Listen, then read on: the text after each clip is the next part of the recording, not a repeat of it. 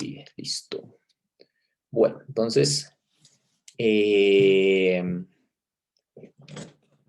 una curva en Rn, es una función sigma que va de un intervalo cerrado AB a Rn, ¿listo? Entonces, pues uno puede pedir pues, que la curva sea diferenciable, sea con derivada continua, etcétera, pues de todo lo que ya hemos hablado nosotros acá sobre diferenciación, ¿no? ¿Listo? Entonces, bueno. Pero bueno, entonces los puntos sigma de A y sigma de B se llaman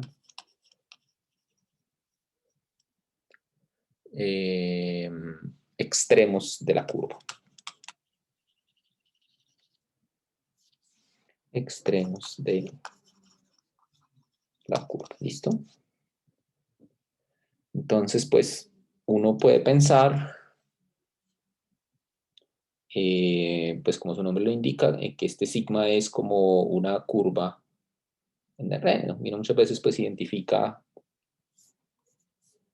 una función de ese estilo pues como con su gráfico, ¿no? Digamos en R3, pues uno lo que está pensando es que esa función sigma, pues lo que describe es como una curva, ¿no? Una curva ahí. Bien.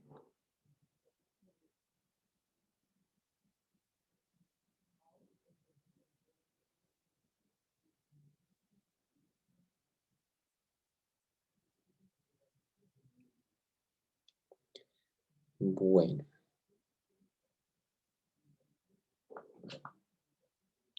Entonces, y básicamente, pues bueno, digamos que la función sigma lleva un intervalo AB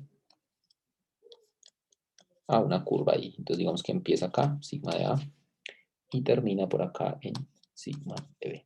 ¿Listo? Entonces, uno a veces es bueno, pues, como poner una flechita a la curva que diga en qué sentido se está recorriendo. ¿Bien?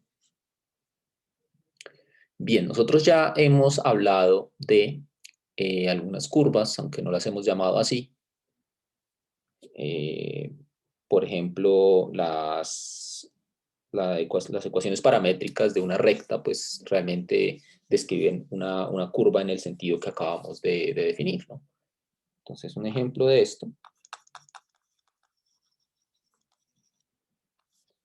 tenemos una recta, digamos que pasa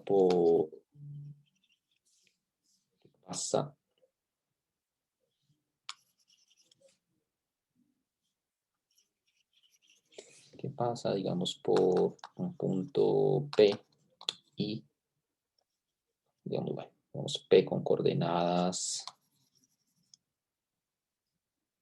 X sub 0, Y sub 0, Z sub 0 y con vector dirección,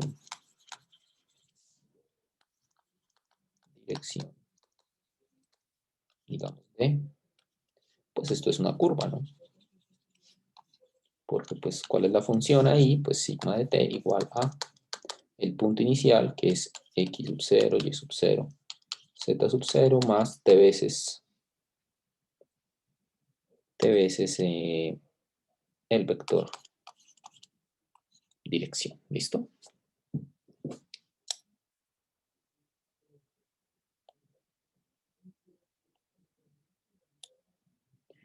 Bien, entonces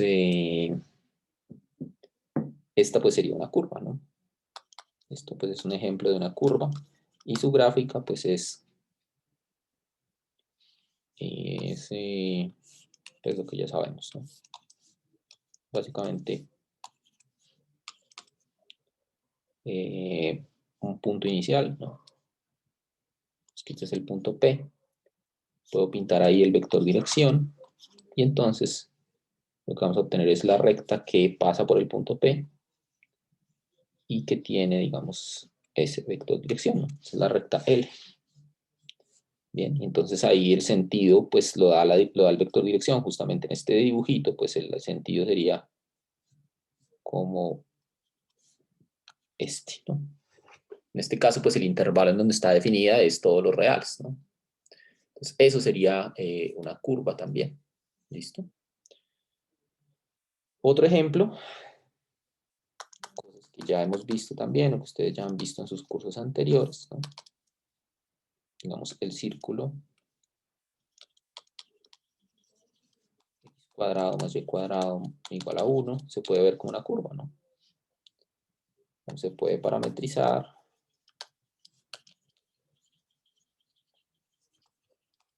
Puede parametrizar como lo siguiente. X igual a seno de t, perdón, coseno de t. Bueno, que con seno también se podría, pero le da a uno como recorrida en otro sentido. Así que bueno, para que sea la usual, pues x igual a coseno de t, y igual a seno de t, y nuestra función sigma, entonces, que sea sigma de t igual a coseno de t, seno de t. Y podemos darle, por ejemplo, el intervalo entre 0 y 2pi. Entonces eso me da, pues, el círculo. Fíjense que esto ya es en R2, ¿no? Esto ya no es en R3. Pero pues igual es, es una curva, ¿no? Entonces digamos ahí.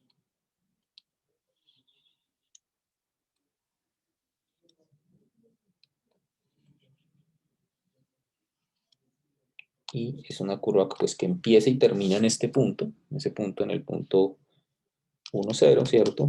Y se recorre en el sentido opuesto a las manecillas del reloj, ¿no?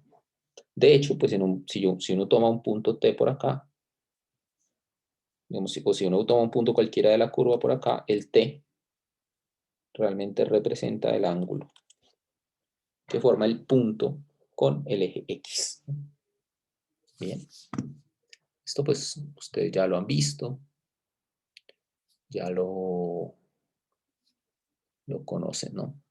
Y así pues hay muchos otros ejemplos de curvas, ¿no? Ya más adelante pues vamos a ver algunos otros.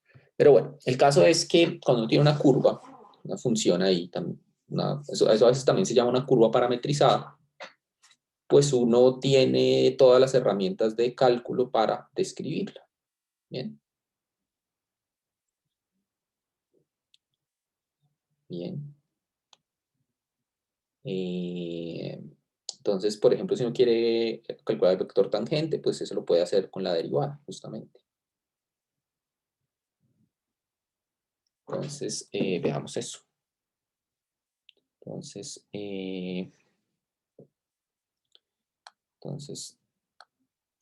definición.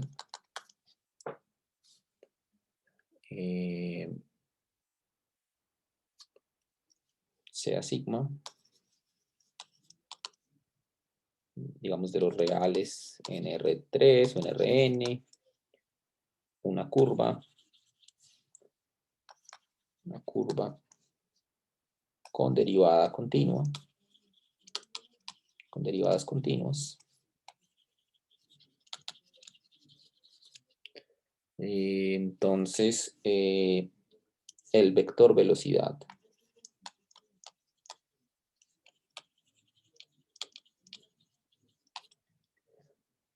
está dado por su derivada, ¿no? Por, digamos,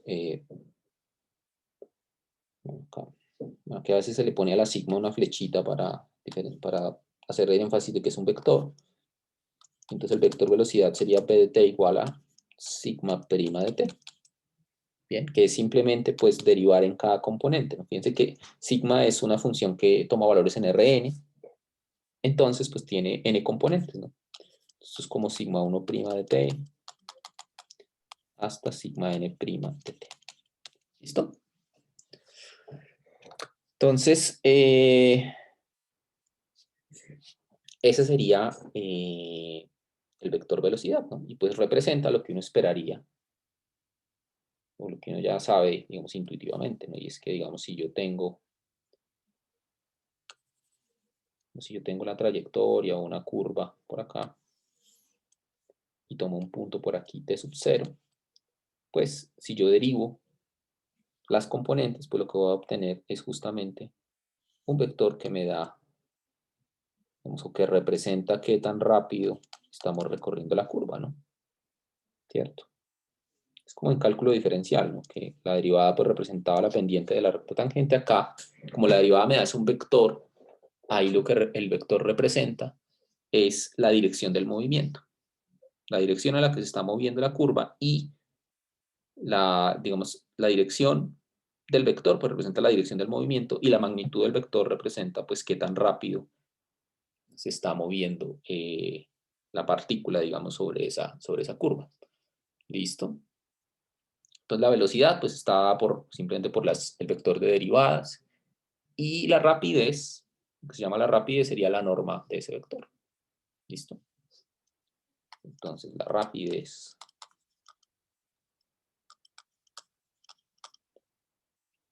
entonces acá este es el vector velocidad y la rapidez es, digamos, acá el libro lo denota como una S mayúscula de t igual a la norma de la derivada, ¿no? Y pues es como en física, que seguramente ustedes ya han visto, pues es una magnitud, ¿no? Que representa pues qué tan rápido se está recorriendo la curva, ¿no? Entonces el vector velocidad es un poquito más complejo porque el vector velocidad contiene más información, ¿no? No solamente contiene qué tan rápido estamos recorriendo la curva, sino con qué dirección, ¿no? En cada punto. Bien. Entonces, pues son dos vectores que uno puede definir, el vector velocidad y el vector velocidad y el número que representa pues la rapidez. ¿Listo? Bien. Entonces, pues fíjense que uno, pues todo lo que ya hemos hecho para funciones, pues uno también lo puede hacer acá para curvas, ¿no? Entonces uno puede hablar, en este caso, pues fíjense que como el dominio son subconjuntos de los reales, pues yo no voy a tener plano tangente, sino voy a tener es recta tangente. Bien, entonces definamos lo que es la recta tangente, ¿no? Digamos que ya cuando uno ha visto pues todo lo de derivadas parciales y todo esto, pues esta parte es como muy sencilla, ¿no? Esto es algo más sencillo que lo que ya hemos visto antes, ¿no? Pero pues el orden del programa estaba así, primero derivadas parciales y luego esto, así que pues así había que hacerse. Bien, entonces supongamos que tenemos una curva acá sigma, ¿cierto? Entonces sigma es la función que digamos toma un intervalo AB y acá está pues digamos sigma de A, sigma de B, ¿no? Listo, entonces ahí está la curva. Y pues supongamos que yo tengo un punto en la curva, digamos por aquí t sub 0. Entonces uno en t sub 0 pues puede definir la recta tangente, ¿no? ¿Cierto?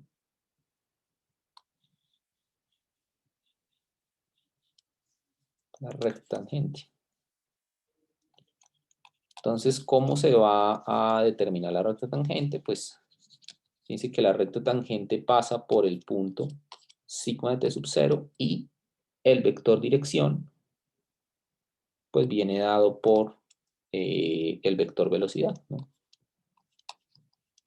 Ya con eso, pues de lo que sabemos nosotros antes, pues uno ya sabe que dado un punto, o más bien, uno ya sabe que para determinar una recta uno necesita solamente un punto por donde pase la recta y el vector dirección, que es el caso acá. Entonces, pues básicamente la recta tangente,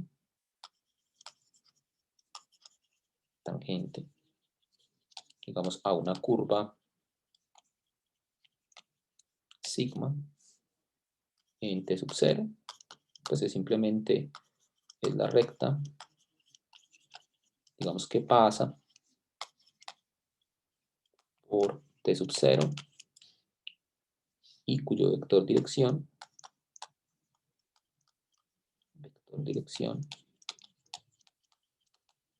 es el vector velocidad, ¿no? Perdón, que pasa no por t sub 0, sino por sigma de t sub 0, que pasa por sigma de t sub 0 y cuyo vector dirección es el vector velocidad, ¿no?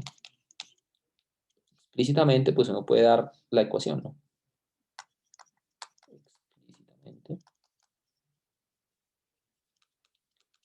Pues, ¿qué ecuación tiene? Pues esto es, digamos, L de t igual a punto inicial, que sería sigma de t sub 0, más t veces el vector dirección, que sería b de t sub 0.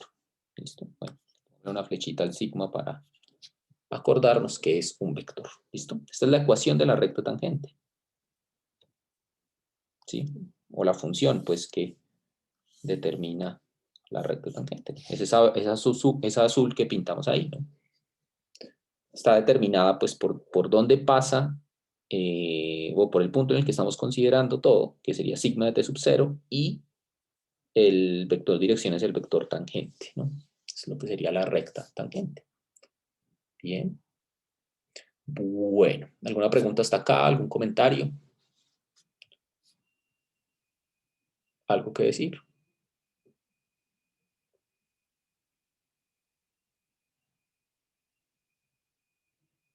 ¿No? Bueno, listo. Sí, yo creo que uno ya después de aprender Lagrange y polinomio de Taylor y todo eso, pues esto es como fácil, ¿no? Bueno, entonces, listo, entonces sigamos. Entonces, uno tiene curvas, tiene derivadas de curvas, con eso define la recta tangente. Entonces, veamos algunos otros ejemplos de curvas, ¿listo? Veamos un ejemplo acá.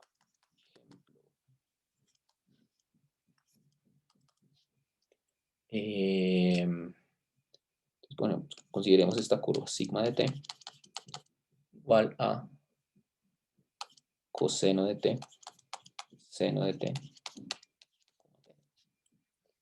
¿Listo?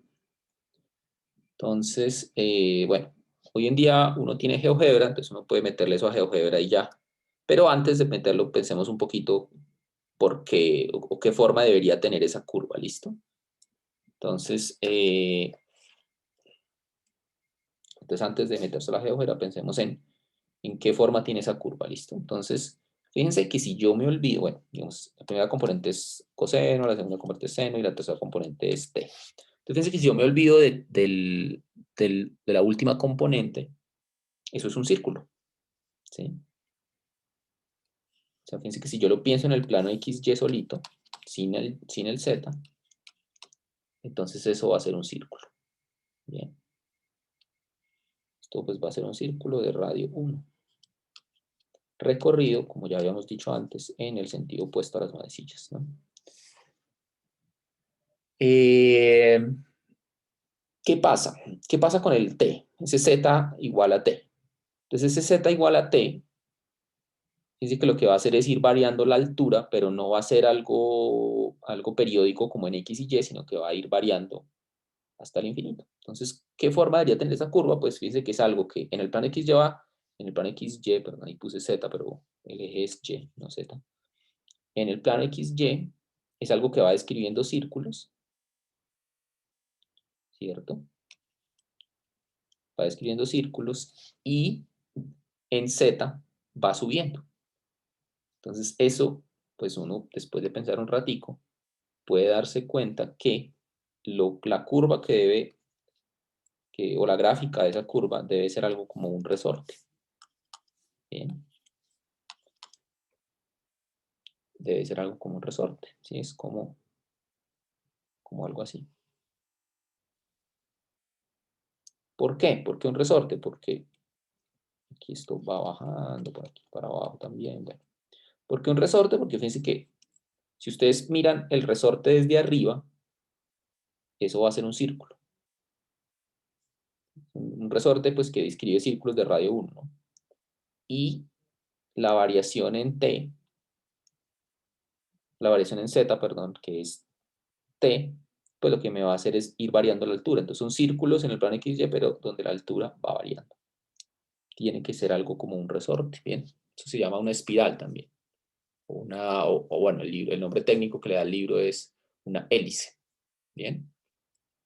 No es un cilindro, Luis Carlos, porque es algo que vamos a ver un poquito más adelante, pero básicamente uno cuando quiere describir una superficie necesita siempre dos variables. ¿Sí? Cuando uno quiere describir una superficie necesita dos variables. con una sola variable solo voy a poder describir curvas, cosas de dimensión 1. El cilindro es algo como que es de dimensión 2, entonces para describir algo de dimensión 2 voy a necesitar dos variables. ¿Listo? Porque digamos que la variable t no me es suficiente para describir como el ancho del cilindro, sino solamente como una línea sobre el cilindro. ¿Bien? Entonces, tratamos de verlo en GeoGebra. Y para ver un poquito más. A ver, entonces, a ver. Listo. A ver si en GeoGebra la podemos hacer. A ver. Calculadora 3D. Ahí están viendo, sí, están viendo la calculadora 3D, listo. Entonces, a ver si podemos hacer esto. F de t igual a coseno de t, seno de t y t. Listo, entonces ahí más o menos se ve la espiral. A ver si nos alejamos un poquito más. A ver, pongamos un intervalo, hasta acá medio con intervalo y todo. A ver. Pongamos aquí dice que t entre 0 y 2pi, pongámoslo en un intervalo más grande. De menos 20 y 20. Y ahí está, ¿no? Entonces fíjense que ahí aparece pues la tal espiral, ¿no? Y bueno, si yo sigo agrandando el intervalo, pues esto va a seguir hacia arriba y hacia abajo, ¿no? Entonces ahí está el resorte. Fíjense que si yo lo miro desde arriba, pues ahí está el círculo. Y si ya me muevo y permito que el z también varíe, pues vamos a obtener la espiral. ¿Bien? ¿Es claro esto? ¿Tienen alguna pregunta, algún comentario?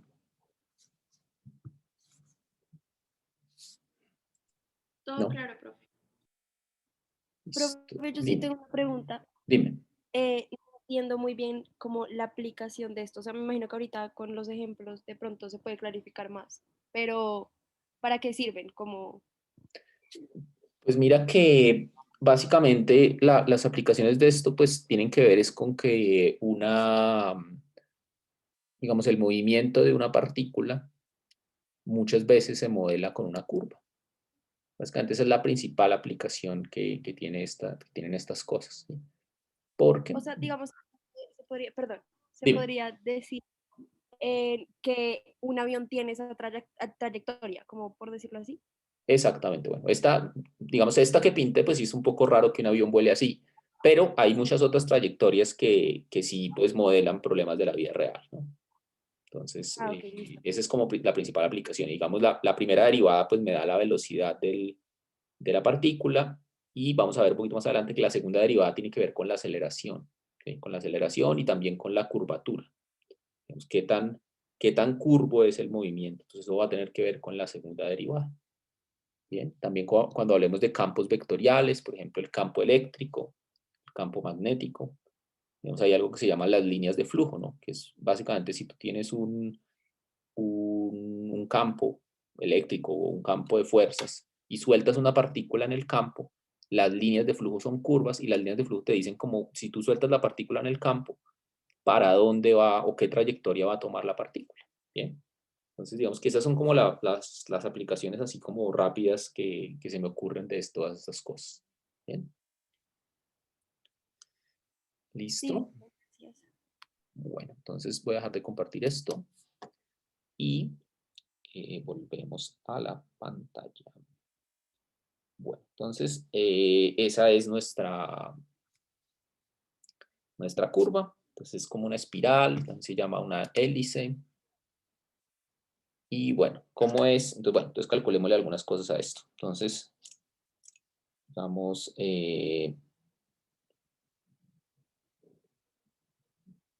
digamos, cómo es el vector velocidad. Entonces, b de t es igual a la derivada. Entonces, coseno de t es menos seno de t. Variedad de seno es coseno de t y 1.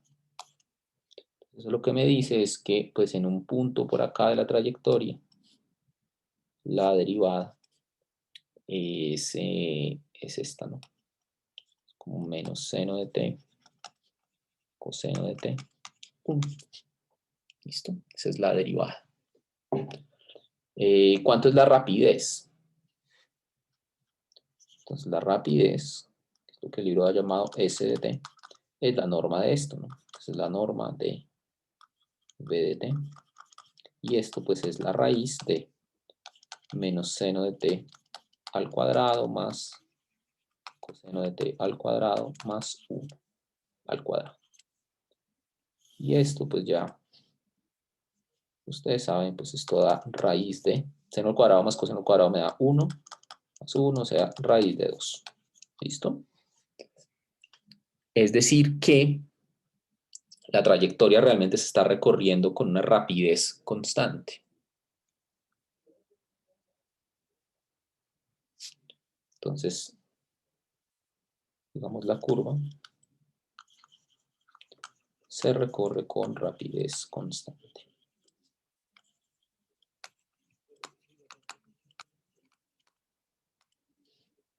Con rapidez constante. ¿Listo? Bien. Entonces, como les decía hace un momentico, pues uno también puede hablar de la aceleración en este caso, ¿no? La aceleración pues es algo vectorial en este caso, ¿no? Entonces, que es como la razón de cambio de la velocidad, ¿no? Entonces, definición, una curva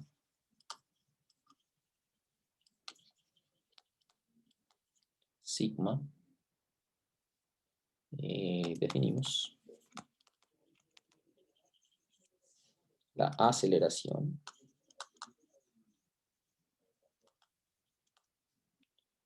pues el vector a de t igual a la derivada de p de t, o el vector tangente a la velocidad de la partícula. Bien, vector tangente a la velocidad de la partícula. Bien. Ese es entonces la aceleración, ¿no? Bien, y esto pues en otras palabras es entonces la segunda derivada de sigma, de la posición. Bien. Entonces,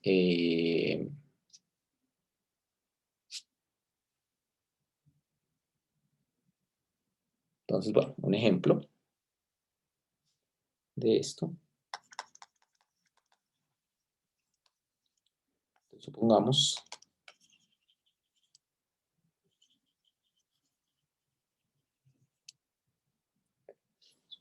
que una partícula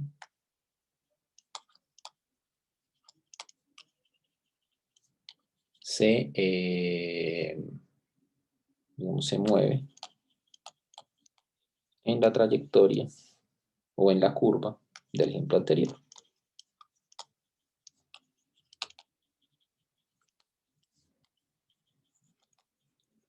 ¿No? En la curva del ejemplo anterior. Entonces y bueno, supongamos lo siguiente, y en el tiempo pi, es decir, cuando ha dado media vuelta solamente, cuando ha dado media vuelta, la partícula deja la trayectoria,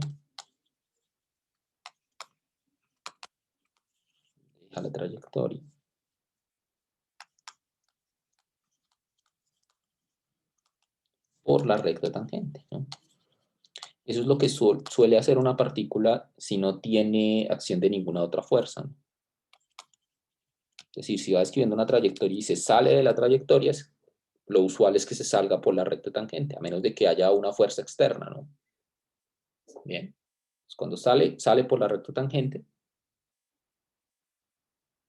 Entonces, encontrar la ubicación de la partícula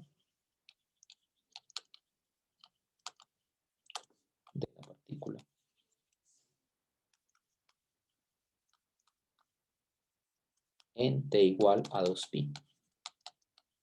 ¿Listo? Bien. Entonces hagamos otro dibujito.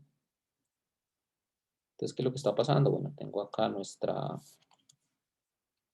tengo los ejes coordenados, ¿cierto?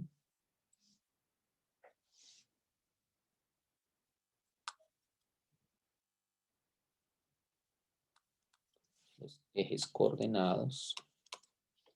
Y tenemos entonces la curva, ¿no? La trayectoria.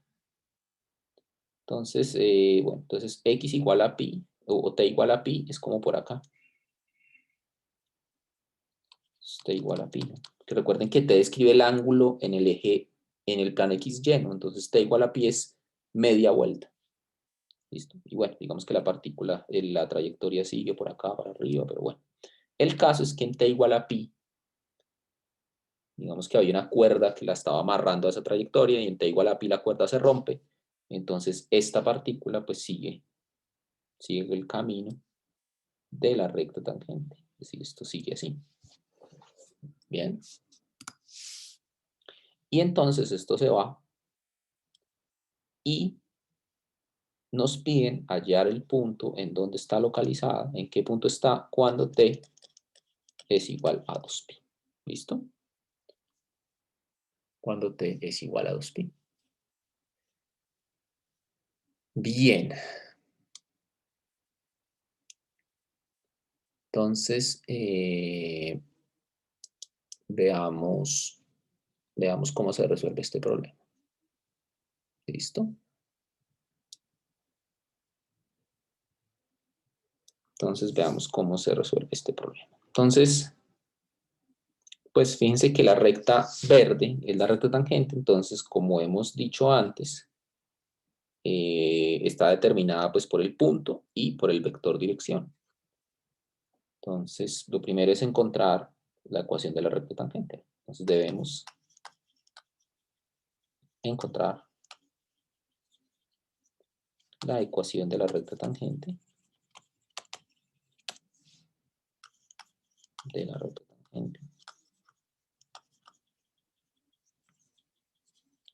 en t igual a 2, t igual a pi, que es el punto en donde deja la trayectoria de la hélice, ¿no?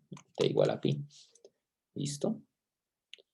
Entonces, pues es simplemente derivar, ¿no? Entonces, sigma prima de t, entonces la derivada ya la habíamos calculado, era menos seno de t, coseno de t, 1. Y entonces en t igual a pi, pues es sigma prima en pi igual a seno de pi, que es 0, coseno de pi, que es menos 1, y 1. Esto de acá es el vector tangente, ¿no? Este es el vector tangente. ¿Bien? Vector tangente. Listo. ¿Qué más necesito? Necesito el punto. Entonces el punto me lo va a dar sigma de pi, las coordenadas del punto, ¿no? Entonces, bueno, recordemos quién es sigma, ¿no? Sigma de t es igual a coseno de t,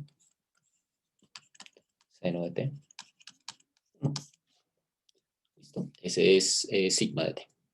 Entonces, sigma de pi sería coseno de pi, que es menos 1, seno de pi, que es 0.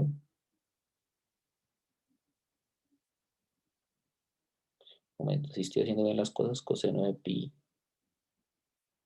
es menos 1. Ah, sí, coseno de pi es menos 1, seno de pi es 0 y, perdón, aquí la última componente era t, ¿no? En la original, ¿no? En la función. Entonces esto me va a dar menos 1, 0, pi. ¿Listo? Y este pues es el punto inicial. Este es el punto inicial. Entonces ya con esto podemos encontrar la ecuación de la recta tangente, ¿no? Que sería L de t igual a punto inicial menos 1, 0, pi, más t veces el vector dirección, que sería 0, menos 1, 1. Fíjense que algo importante que hay que anotar acá es que este t se mide desde el tiempo t igual a pi. Entonces, lo mejor sería, para no confundirnos, cambiarle el nombre a ese parámetro. Es lo mejor, porque el t ya lo teníamos para la primera curva. Esta es otra curva diferente que se mide en un tiempo diferente, ¿no? Entonces, fíjense que cuando esta curva empieza, digamos, cuando s es 0, ya había pasado un tiempo pi del movimiento de la trayectoria inicial, ¿no? Entonces, lo mejor es cambiarle el parámetro. Y entonces ese nuevo parámetro se mide desde que el tiempo es pi. Y ahora sí, entonces ya con esto podemos concluir, porque entonces lo que me interesa es la posición de la partícula cuando t es igual a 2pi. Pero como s empezaba cuando t era pi, esto es s igual a pi. El nuevo parámetro cuando vale pi es cuando t vale 2pi. Y listo, pues ya con eso terminamos, porque L de pi entonces va a ser menos 1, 0 pi, más pi que multiplica a 0 menos 1, 1. Y el punto, entonces, donde está localizada la partícula, va a ser menos 1, menos pi y 2pi. Este va a ser el punto en el que se encuentra la partícula.